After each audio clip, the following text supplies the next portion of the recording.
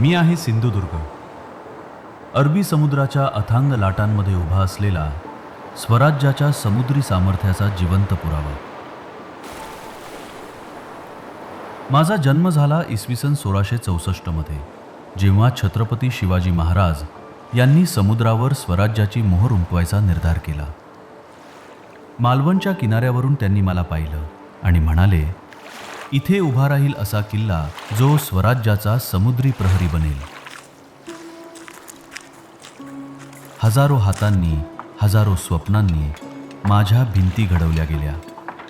सुमारे 4000 मजूर, 100 पोर्तुगीज तज्ज्ञ आणि हजारो टन दगडांनी मला आकार दिला. माझ्या भिंती इतक्या मजबूत बनवल्या की समुद्राच्या लाटा आजही त्यांना आव्हान देऊ शकत नाहीत.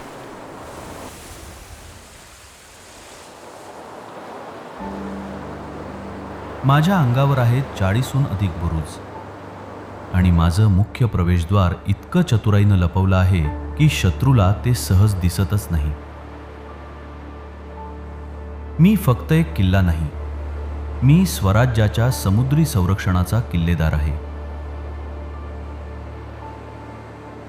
माझ्या अंगणात आजही आहे छत्रपती शिवाजी महाराज यांचं मंदिर. महाराष्ट्रातला असा दुर्मिळ ठिकाण जिथे राजांना देवासारखं पूजलं जातं. माझ्या दगडांवर आजही उमटलेले आहेत त्यांच्या हाताचे आणि पायाचे ठसे. शतकानुशतकं मी उभा आहे.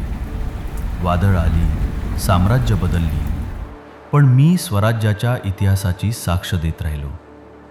आज जगानेही माझं महत्त्व ओळखलं आहे.